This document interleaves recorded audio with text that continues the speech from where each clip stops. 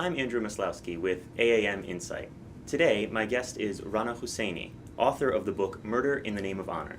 Thank you for joining us, Rana. Thank you very much. I'd like to start by asking you, you started your work as a crime reporter in Jordan. How did you segue that into your focus on honor crimes and eventually into becoming the author of a book? Well, it all happened by a coincidence. I was shortly into my career, I came across a very sad story of a 16-year-old schoolgirl who was killed because she was raped by one of her brothers. The girl was a victim 5 or 6 times. She was raped. Her brother tried to kill her. She had become pregnant. She had an abortion. Then they married her to a man 34 years older than her. And then 6 months later, this man divorced her. The night he divorced her, they killed her, blaming her for the rape. So to me, this was a shocking story. And you know, when I went to talk to the uncles, they basically blamed her for the rape and they accused her of seducing her brother. So I reported the story for the Jordan Times, and the following day we received a call from an intellectual woman who was screaming and yelling at my editors that they should stop me from reporting these crimes because this is not us or our society. So I became even more enraged that the call came from a woman, and at that time really no one was talking about this issue. It was taboo, people tried to avoid to talk about it or disregarded it. And then I went to courts and I discovered that men who killed were getting away with very lenient sentences, 3 months, 6 months, 1 year, for murdering a female relative. And then I went once to court, to the prison, and I discovered that women who survived these murders are locked up in prison for indefinite periods for their own safety. So these were the 3 things that I focused on, and at that time people were telling me, what are you doing? You're wasting your time, you're preaching the believers, nobody will ever listen to you, nothing ever changes in this country. But I said, no, I have to document the killing of these women because no one was writing about it. In some of the honor crimes that you write about, it seems that religion is a motivating factor for the perpetrators of the crimes. In others, for other people, religion doesn't seem to be much of a factor at all. How do you understand the role of religion and faith as it relates to honor crimes? So killing of women is the same all over, and it has nothing to do with any religion. I have covered several cases of Christian women who were killed in Jordan. There were cases also reported in Lebanon, Palestine, Turkey. Even in Italy, there were 2 Italian men who killed their sisters recently in Sicily. So really, I don't think religion has anything to do with it as much as it's wrongful cultural beliefs and traditions, social pressure, societal pressure, patriarchal society, you know, all these factors that puts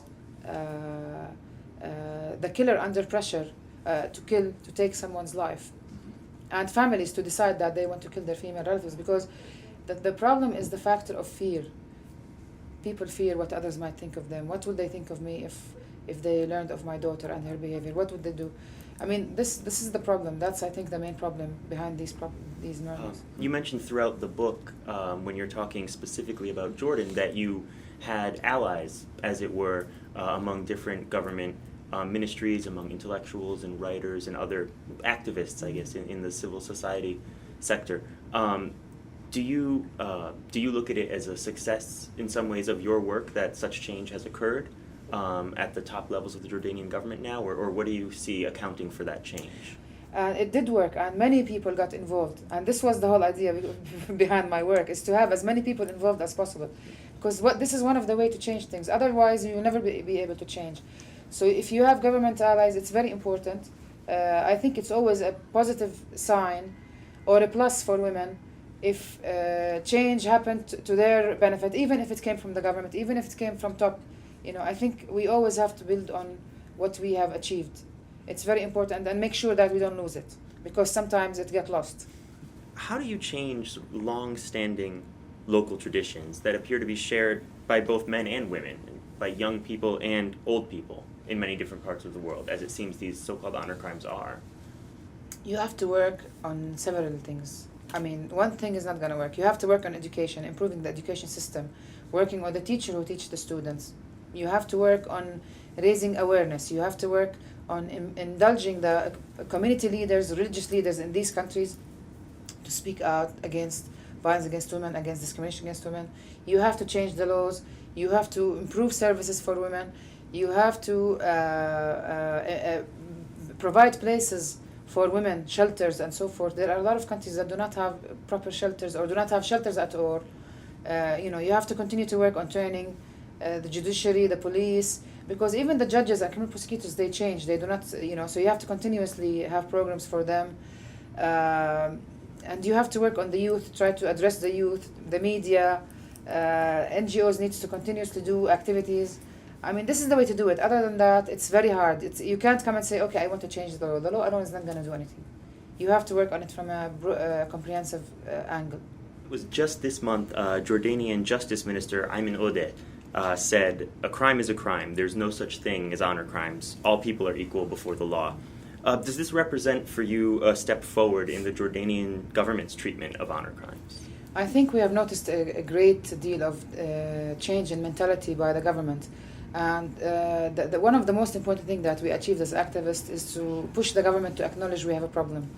And when we do that, it's very easy to hold the government accountable.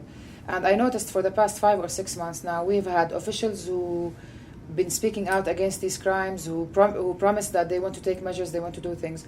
One of the things was in July of this year, they established a special tribunal at the criminal court to hear these cases.